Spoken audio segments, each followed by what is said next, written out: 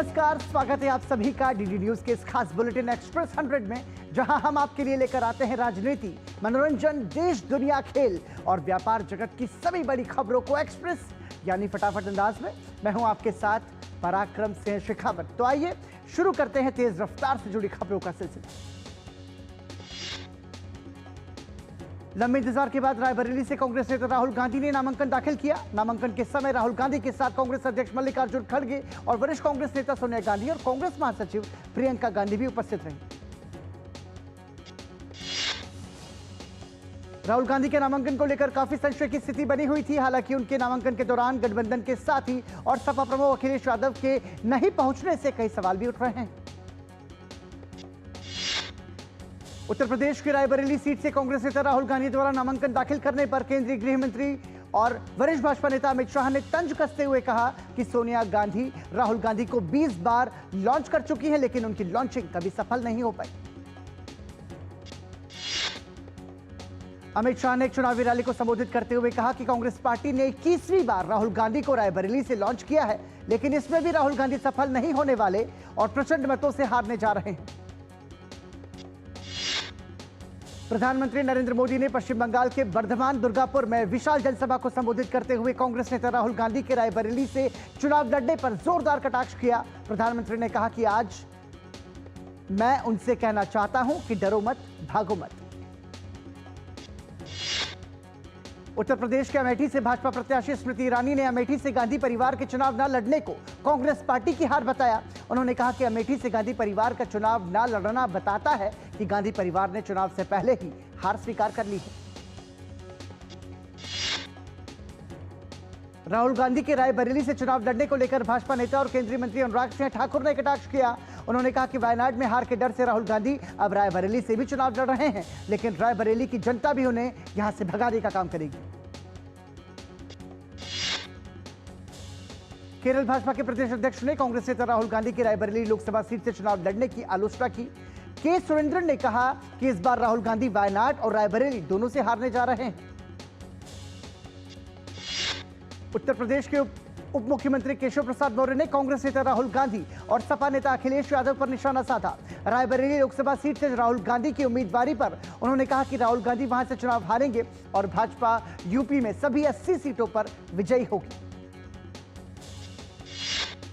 राहुल गांधी के अमेठी सीट से छोड़कर रायबरेली से चुनाव लड़ने को लेकर स्थानीय लोगों का कहना है कि राहुल गांधी अमेठी में हार के डर से रायबरेली आए हैं। कांग्रेस प्रत्याशी किशोरी लाल शर्मा ने लोकसभा चुनाव के लिए उत्तर प्रदेश के अमेठी से पर्चा दाखिल किया। भाजपा ने अमेठी से स्मृति ईरानी को चुनावी मैदान में उतारा है। अमेठी नामांकन करने के बाद कांग्रेस नेता किशोरी लाल शर्मा ने कहा कि हार और जीत जनता के हाथ में है। उन्होंने कहा कि हमारा संगठन पहले से ही यहां पर काम कर रहा है। कांग्रेस नेता प्रियंका गांधी ने अमेठी की जनता को संबोधित करते हुए कहा कि कांग्रेस उम्मीदवार केएल शर्मा अमेठी से चुनाव लड़ रहे हैं। हम एक बार फिर से अमेठी में सेवा की राजनीति और सच्चाई की राजनीति वापस लाना चाहते हैं। रायबरेली से भारतीय जनता पार्टी के प्रत्याशी दिनेश सिंह ने अपना नामांकन पत्र दाखिल कर दिया। नामांकन के पहले उन्होंने रोड शो किया, जिसमें बड़ी संख्या में पार्टी के कार्यकर्ता और पदाधिकारी शामिल हुए।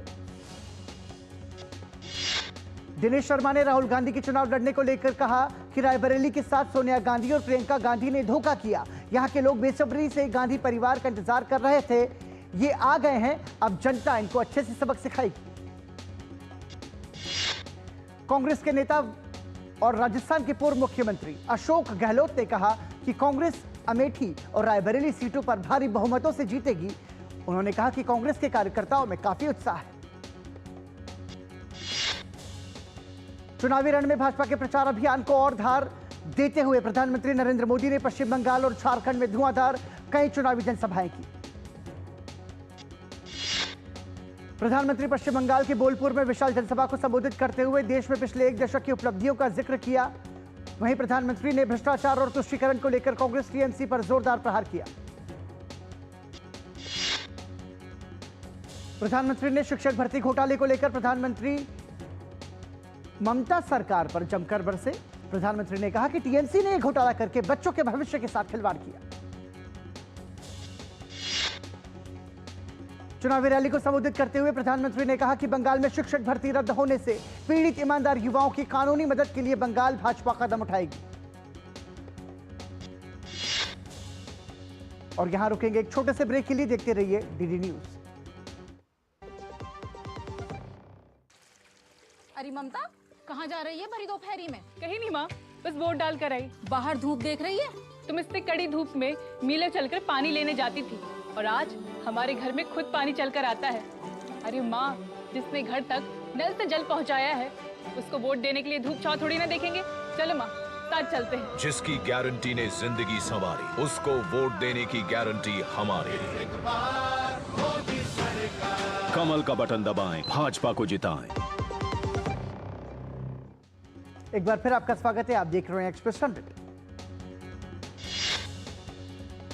प्रधानमंत्री मोदी ने पश्चिम बंगाल के कृष्णनगर में भाजपा की विशाल जनसभा को संबोधित किया। प्रधानमंत्री ने तुष्टीकरण और भ्रष्टाचार को लेकर टीएमसी, कांग्रेस और इंडी गठबंधन पर जमकर निशाना साधा। प्रधानमंत्री ने राज्य की ममता सरकार पर केंद्र की जन कल्याणकारी योजनाओं में अड़ंगा डालने का आरोप लगाया। प्रधानमंत्री ने कहा कि इस चुनाव में टीएमसी, कांग्रेस या लेफ्ट सरकार में आने की स्थिति में दूर दूर तक नहीं। प्रधानमंत्री ने कहा कि संदेश खाली में जो अन्याय हो रहा था उसके बारे में टीएमसी नेताओं को पता था, लेकिन कोई एक्शन नहीं लिया गया। प्रधानमंत्री ने नागरिकता संशोधन कानून को लेकर विपक्ष के दुष्प्रचार पर हमला बोला। प्रधानमंत्री नरेंद्र मोदी ने बर्धमान दुर्गापुर में चुनावी रैली को संबोधित करते हुए कहा कि उन्होंने गरीबी को जिया है और गरीबों की मुश्किलों को वो जानते हैं। प्रधानमंत्री ने कहा कि इसी वजह से वो देशवासियों का जीवन आसान बनाने के लिए लगातार जुटे हुए हैं। प्रधानमंत्री मोदी ने कहा कि पिछले एक दशक में देश में बहुत काम हुआ है, लेकिन अभी भी और बहुत कुछ करना है, क्योंकि मोदी मौज करने के लिए पैदा नहीं हुआ। कांग्रेस, टीएमसी और लेफ्ट पर तुष्टीकरण और वोट बैंक की राजनीति का आरोप भी प्रधानमंत्री ने लगाया। प्रधानमंत्री ने तृणमूल कांग्रेस के एक नेता द्वारा हिंदुओं को नदी में बहा देने के आपत्तिजनक बयान की भी आलोचना की। प्रधानमंत्री ने पूछा कि तुष्टीकरण के लिए आखिर बंगाल में ऐसा हाल क्यों बना दिया गया। प्रधानमंत्री ने झारखंड के सिंहभूम में चुनावी सभा को संबोधित करते हुए कहा कि झारखंड मुक्ति मोर्चा और कांग्रेस में घोटालों की रेस लगी।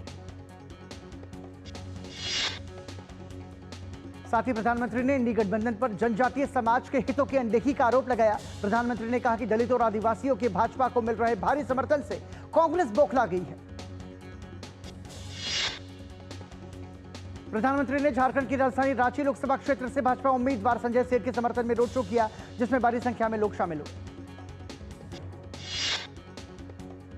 भाजपा के वरिष्ठ नेता अमित शाह ने महाराष्ट्र के रत्नागिरी में एक जनसभा को संबोधित किया। उन्होंने उद्धव गुट की शिवसेना पर जमकर हमला बोला। अमित शाह ने कहा कि अगर उद्धव गुट के शिवसेना नेता सावरकर का नाम लेने से डरते हैं तो वो असली शिवसेना नहीं है। असली शिवसेना तो एकनाथ शिंदे गुट शिवसेना है। भाजपा के राष्ट्रीय अध्यक्ष जेपी नड्डा ने गुजरात में प्रचार का मोर्चा संभाला। उन्होंने विपक्षी गठबंधन को घेरते हुए कहा कि मोदी कहते हैं भ्रष्टाचार हटाओ, वो कहते हैं भ्रष्टाचारियों को बचाओ। ये सारा घमंडिया गठबंधन परिवारवादियों का गठबंधन है। भाजपा के वरिष्ठ नेता राजनाथ सिंह ने हरियाणा के रोहतक में पार्टी उम्मीदवार के लिए जनसभा को संबोधित किया। इस दौरान उन्होंने कहा कि मोदी के नेतृत्व में भारत आज दुनिया की प्रमुख शक्ति बन चुका है। हरियाणा के गुरुग्राम लोकसभा सीट से कांग्रेस प्रत्याशी राज बब्बर ने आज लघु सचिवालय में अपना नामांकन पत्र दाखिल किया। इस मौके पर पूर्व मुख्यमंत्री भूपेंद्र सिंह हुड्डा भी उनके साथ पहुंचे।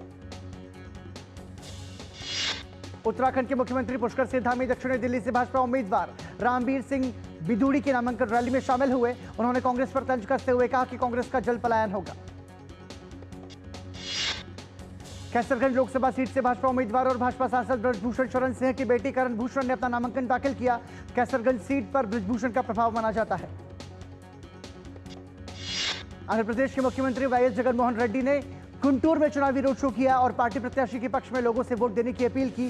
रोड शो में बड़ी संख्या में पार्टी के कार्यकर्ताओं ने हिस्सा लिया। केंद्रीय मंत्री और गुना लोकसभा प्रत्याशी ज्योतिरादित्य सिंधिया ने मध्य प्रदेश कांग्रेस अध्यक्ष जीतू पटवारी पर निशाना साधा। जीतू पटवारी द्वारा इमरती देवी पर दिए गए विवादित बयान पर उन्होंने कहा कि ये कांग्रेस पार्टी की निम्न मानसिकता को दर्शाता है। पश्चिम बंगाल की मुख्यमंत्री ममता बनर्जी ने पूर्वी बर्धमान में तृणमूल कांग्रेस को प्रत्याशी को जिताने की अपील की। उन्होंने लोगों से राज्य सरकार के कामकाज पर वोट मांगा। पश्चिम बंगाल से ही लोकतंत्र के पर्व में एक विचित्र नजारा देखने को मिला जब पुरुलिया से निर्दलीय उम्मीदवार अजीत प्रसाद महतो भैंस पर बैठकर अपना नामांकन दाखिल कर रहे हैं। कर्नाटक के हासन से सांसद प्रज्वल रेवन्ना को लेकर लगातार अपडेट सामने आ रहे हैं। कर्नाटक के मुख्यमंत्री सिद्धरामैया ने प्रधानमंत्री मोदी को पत्र लिखकर प्रज्वल का राजनयिक पासपोर्ट रद्द करने का आग्रह किया था, जिस पर विदेश मंत्रालय ने प्रतिक्रिया दी। यहां रुकेंगे एक और छोटे से ब्रेक के लिए। देखते रहिए डीडी न्यूज।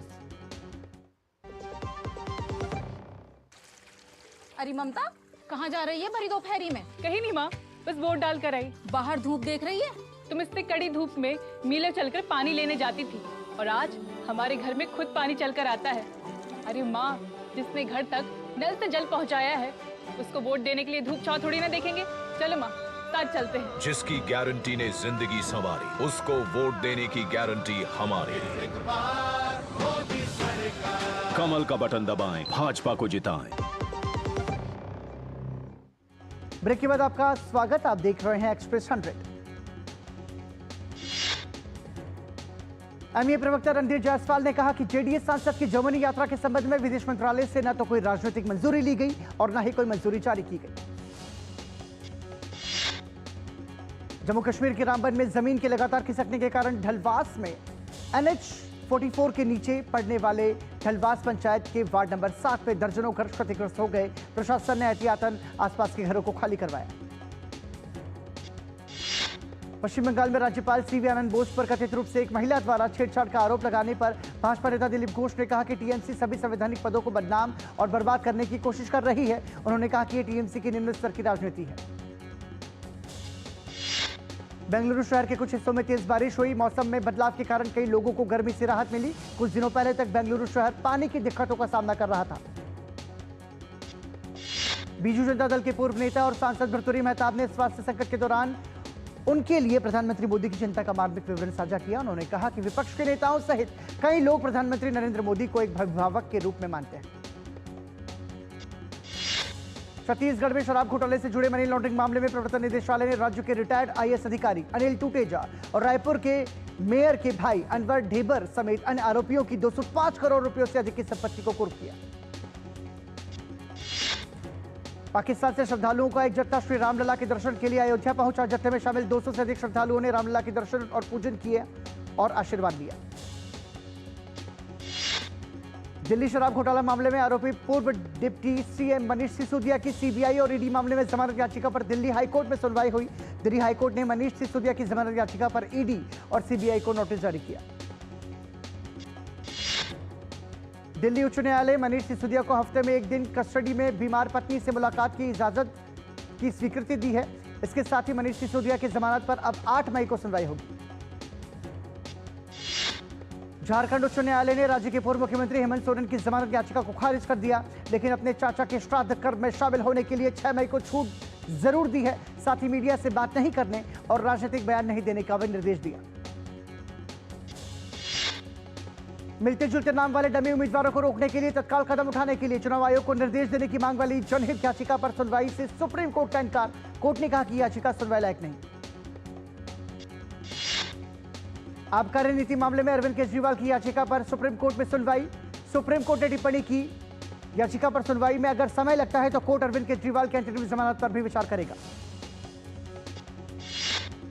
हफ्ते के आखिरी कारोबारी दिन यानी शुक्रवार को सेंसेक्स लाल निशान पर बंद। सेंसेक्स 733 अंक की गिरावट के साथ 73,878 अंक पर बंद।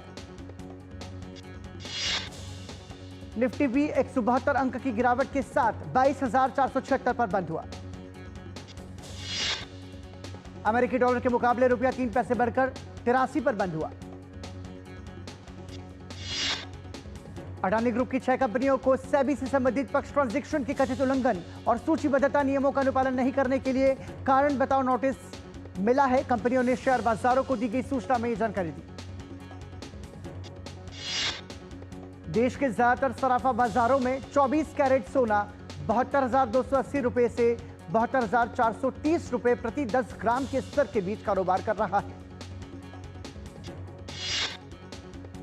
ग्लेनमार्क फार्मास्यूटिकल्स लिमिटेड को एसिटामिनोफेन और इब्रूप्रोफेन टैबलेट 250 मिलीग्राम 125 मिलीग्राम के लिए USFDA से अंतिम मंजूरी मिल गई। C2FO ने बताया कि MSME की नकदी संबंधी चुनौतियों का समाधान करने वाला उसका ट्रैक्स मंच चालू हो गया है और SBI और डाबर इंडिया उसके पहले भागीदार बने हैं। देश में कोयला और गैस जैसे जीवाश्म ईंधन आधारित बिजली उत्पादन क्षमता वित्त वर्ष 2023-24 में 2.44% बढ़कर 243.22 गीगावाट हो गई, जो मार्च 2023 में 237.27 गीगावाट थी। यहां रुक रहे हैं एक और ब्रेक के लिए, देखते रहिए डीडी न्यूज। आज हमारे देश की तरफ आंख उठाकर देखने का कोई साहस नहीं करता। पहले हम अपने देश में डरकर चलते थे, अब हमारे दुश्मन उनके देश में भी सेफ नहीं है। 10 सालों से देश सुरक्षित है, देश की सुरक्षा के साथ कोई कॉम्प्रोमाइज नहीं। ये है मोदी की गारंटी और मोदी जी को वोटिंग, ये है हमारी भी गारंटी। कमल का बटन दबाएं, भाजपा को जिताएं। एक बार फिर आपका स्वागत, आप देख रहे हैं एक्सप्रेस 100। सेबी ने पोर्टफोलियो प्रबंधकों के ग्राहकों के लिए डिजिटल रूप से जुड़ने की प्रक्रिया को आसान बनाया। पोर्टफोलियो प्रबंधकों को ग्राहकों को शामिल करते समय यह सुनिश्चित करना होगा कि नए ग्राहक टाइप किए गए या इलेक्ट्रॉनिक रूप से लिखे गए नोट का इस्तेमाल करें। एडीबी के उपाध्यक्ष भार्गव दास गुप्ता ने कहा कि एडीबी जलवायु परिवर्तन से जुड़े जोखिमों से निपटने में मदद करने के अलावा भारत में अंतरिक्ष क्षेत्र को वित्त मुहैया कराने के लिए भी तैयार। बजाज ऑटो ने देश में 1,85,000 रुपए की कीमत पर नई पल्सर NS 400Z लॉन्च की। कमजोर हाजिर मांग के बीच वायदा कारोबार में चांदी की कीमत 113 रुपए गिरावट के साथ 81,250 रुपए प्रति किलोग्राम रह गई। पियाजियो ग्रुप की सहायक company Piaggio vehicles private limited ने 30 प्रमुख शहरों में अपने इलेक्ट्रिक थ्री व्हीलर्स के लिए बैटरी सब्सक्रिप्शन मॉडल लॉन्च करने की घोषणा की। पेंशन कोष विनियामक और विकास प्राधिकरण ने कहा कि देश में उम्रदराज लोगों की संख्या और जीवन प्रत्याशा बढ़ने के साथ उन्हें समुचित पेंशन कवरेज देना जरूरी। हाजिर बाजार में कमजोरी के रुख के अनुरूप कारोबारियों द्वारा अपने सौदों का आकार घटाने से वायदा कारोबार में ग्वारगम की कीमत 84 रुपए की गिरावट के साथ 10,871 रुपए प्रति 5 क्विंटल रही। उत्तर पश्चिम पाकिस्तान में एक यात्री बस के गहरी खाई में गिरने से 20 लोगों की मौत हो गई और 21 अन्य घायल हो गए। घटना के वक्त बस में 43 यात्री सवार थे। बस रावलपिंडी से खूंजा जा रही थी। इंडोनेशिया के उत्तरी सुलावेसी प्रांत के बिटुंग शहर में रुआंग ज्वालामुखी विस्फोट के बाद स्कूल बंद कर दिए गए। हवाई सेवाएं भी बंद है। सरकार ने यहां 14 मई तक आपातकाल की स्थिति घोषित की। इजरायल और ईरान के बीच तनाव लगातार जारी। सीरिया की रक्षा मंत्रालय के मुताबिक इजरायल ने एक बार फिर से दमिश्क के पास हवाई हमले किए। इन हमलों में 8 सैनिक घायल। तुर्की ने इजरायल के साथ सभी व्यापारिक गतिविधियों पर रोक लगाई। तुर्की व्यापार मंत्रालय ने कहा कि गाजा पट्टी पर चल रहे इजरायली हमलों के चलते यह फैसला लिया गया। इजरायल ने गाजा में अपने सैन्य हमले के दौरान हिरासत में लिए गए 64 फिलिस्तीनियों को रिहा कर दिया। साथ ही एक व्यक्ति का शव भी सौंप दिया जिसकी हिरासत में मौत हो गई। ब्रिटेन की विपक्षी लेबर पार्टी ने उपचुनाव में उत्तरी इंग्लैंड में 1 संसदीय सीट पर जीत दर्ज की। चुनाव में कंजर्वेटिव पार्टी के खराब प्रदर्शन के बाद ब्रिटेन के प्रधानमंत्री ऋषि सुनक का पार्टी नेतृत्व पर भारी दबाव आ गया है। चीन ने चंद्रमा के सुदूर हिस्से से चट्टानों और मिट्टी के नमूने लाने के लिए एक मानव रहित अंतरिक्ष यान लॉन्च किया। लगभग 2 महीने के इस मिशन को चीन ने द चैंग E6 नाम दिया। अमेरिका के एरिज़ोना राज्य की गवर्नर केटी हॉब्स ने गर्भपात पर प्रतिबंध लगाने वाले करीब 160 साल पुराने कानून को निरस्त करने वाले विधेयक पर हस्ताक्षर किए। जर्मन अंतरिक्ष स्टार्टअप कंपनी हाई इंपल्स ने पैराफिन यानी मोम से तैयार किए गए ईंधन का इस्तेमाल कर ऑस्ट्रेलियाई बेस से एक रॉकेट लॉन्च किया। रूस यूक्रेन के बीच जारी जंग के बीच रूसी रक्षा मंत्री सर्गेई शोइगु ने दावा किया कि रूसी सैनिकों ने यूक्रेन में 547 वर्ग किलोमीटर क्षेत्र पर कब्जा किया। मौजूदा आईसीसी विश्व टेस्ट चैंपियनशिप विजेता ऑस्ट्रेलिया ने भारत को पछाड़कर आईसीसी पुरुष टेस्ट टीम रैंकिंग में नंबर 1 स्थान हासिल किया। इंडियन प्रीमियर लीग में शनिवार को रॉयल चैलेंजर्स बेंगलुरु का सामना गुजरात टाइटंस से होगा। आरसीबी की टीम अंक तालिका में सबसे नीचे। वेस्टइंडीज के क्रिकेटर डिवॉन थॉमस पर मैच फिक्सिंग के चलते लगा 5 साल का प्रतिबंध। साल 2009 में किया था वेस्टइंडीज के लिए डेब्यू। यहां रुक रहे हैं एक और ब्रेक के लिए, देखते रहिए डीडी न्यूज। कब से हम इंतजार कर रहे हैं, कहाँ थे तुम? सॉरी सिस्टर, वो रास्ते में हमारा वोटिंग बूथ पड़ता है तो बस वोट डालने रुक गया था। वोट? अरे पहले दादाजी को ले जाते, फिर वोट दे आते। बेटा, जिनकी वजह से मेरा मुफ्त में इलाज हुआ, पहले उसे तो वोट देना चाहिए ना। हाँ दादा। वापसी पे वोटिंग बूथ पे रुककर फिर घर चलेंगे। ठीक है दादा। आराम से। जिसकी गारंटी ने जिंदगी संवारी, उसको वोट देने की गारंटी हमारी। कमल का बटन दबाएं, भाजपा को जिताएं। एक बार फिर आपका स्वागत, आप देख रहे हैं एक्सप्रेस 100। दक्षिण अफ्रीका ने 2024-25 का घरेलू क्रिकेट कैलेंडर जारी किया। पुरुषों की टीम घर पर 4 टेस्ट मैचों की करेगी मेजबानी। अमेरिका के टेनिस खिलाड़ी टेलर फ्रिट्ज और रूस के आंद्रे रुब्लेव आज मैड्रिड ओपन के सेमीफाइनल कोर्ट में उतरेंगे। मैड्रिड ओपन के पुरुष वर्ग के एक अन्य सेमीफाइनल में कनाडा के 23 वर्षीय फेलिक्स ऑगर का सामना चेक खिलाड़ी जिरी लहका से होगा। मौजूदा चैंपियन अरीना साबालेंका ने मैड्रिड ओपन के फाइनल में जगह बनाई। प्रतियोगिता के सेमीफाइनल में साबालेंका ने कजाकिस्तान की एलेना रायबकीना को हराया। मैड्रिड ओपन में महिला एकल का खिताबी मैच शनिवार को खेला जाएगा। फाइनल मैच में अरीना साबालेंका का सामना इगा स्वांटेक से होगा। इटली के यानिक सिनर ने मैड्रिड ओपन से नाम वापस लिया। सिनर को दाएं कुल्हे में चोट लगी। यूरोपा लीग के सेमीफाइनल के पहले लेग के मुकाबले में बायर लेवरक्यूसेन ने रोमा को 2-0 से हराया। एक अन्य सेमीफाइनल के पहले लेग के मुकाबले में मार्शियले और अटलांटा के बीच खेला गया मुकाबला 1-1 की बराबरी पर खत्म हुआ। सऊदी प्रो लीग में अल अहली टीम का शानदार प्रदर्शन, दमक की टीम को 4-1 से दी मात। अमेरिकन फुटबॉलर केली ओहारा ने कहा कि 2024 के अंत में फुटबॉल के खेल से लेंगी संन्यास। ओलंपिक गोल्ड मेडलिस्ट भी रह चुकी हैं ओहारा। सुपरस्टार सिंगर 2 के विजेता मोहम्मद फैज ने सीजन 3 के कंटेस्टेंट शुभ सूत्रधार की गायकी की सराहना की और उन्हें अपना लकी स्ट्रैप दिया, जो उन्हें कैप्टन पवनदीप राजन से मिला था।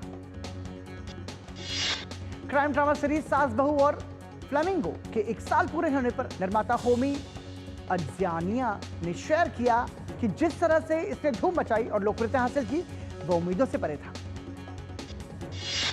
वॉर्म का हिस्सा बनने के लिए प्रियंका चोपड़ा ने आभार जताया। प्रियंका ने इंस्टाग्राम पर डॉक्यूमेंट्री की एक झलक शेयर की, जिसमें भारत में महिलाओं द्वारा सामना की जाने वाली सभी प्रकार की हिंसा के खिलाफ लड़ाई पर ध्यान केंद्रित किया गया। बाफ्टा नॉमिनेटेड एक्टर आदर्श गौरव ने खुलासा किया कि फिल्म मेकर्स ने उनकी सिंगिंग स्किल को देखकर उन्हें प्लेबैक सिंगिंग के ऑफर दिए। एक्ट्रेस हिना खान ने इंस्टाग्राम स्टोरी पर वीडियो और एक नो फिल्टर तस्वीर शेयर की और बताया कि उन्हें एक नए डेस्टिनेशन पर जाने के लिए रोड से 9 घंटे तक का सफर करना पड़ा। सिंगर ने नेहा बसी ने अपने लेटेस्ट सॉन्ग फुरकत के बारे में खुलासा करते हुए बताया उनका जुनून पोएट्री म्यूजिक वीडियो बनाना है। बॉलीवुड में पिछले कुछ सालों से फ्रेंचाइजी फिल्मों को आगे बढ़ाया जा रहा है। बॉलीवुड पर्दे पर इन दिनों मस्ती, हाउसफुल, गोलमाल, वेलकम से कई फ्रेंचाइजी फिल्मों पर काम चल रहा है, तो वहीं कुछ प्रदर्शन की कतार। भारती सिंह अस्पताल में भर्ती हो गई है। कॉमेडियन ने सोशल मीडिया पर एक भावुक वीडियो शेयर किया और उन्होंने बताया कि गॉल ब्लैडर स्टोन उन्हें हुआ है। कौन बनेगा करोड़पति 16 में रजिस्ट्रेशन के लिए सवालों का सिलसिला जारी है। इस लिस्ट में आप 7वें प्रश्न से भी सस्पेंस खत्म कर दिया गया है, जिसमें गगनयान मिशन के लिए फाइनल किए गए 4 पायलट के बारे में पूछा गया है। और विराट कोहली ने अपना आईपीएल टीम आरसीबी के खिलाड़ियों के साथ मिलकर वाइफ अनुष्का शर्मा का बर्थडे सेलिब्रेट किया। इस मौके पर लेटेस्ट तस्वीरें अब सोशल मीडिया पर सामने आ गई। और इसी के साथ ही एक्सप्रेस 100 में इतना ही। दीजिए इजाजत, नमस्कार।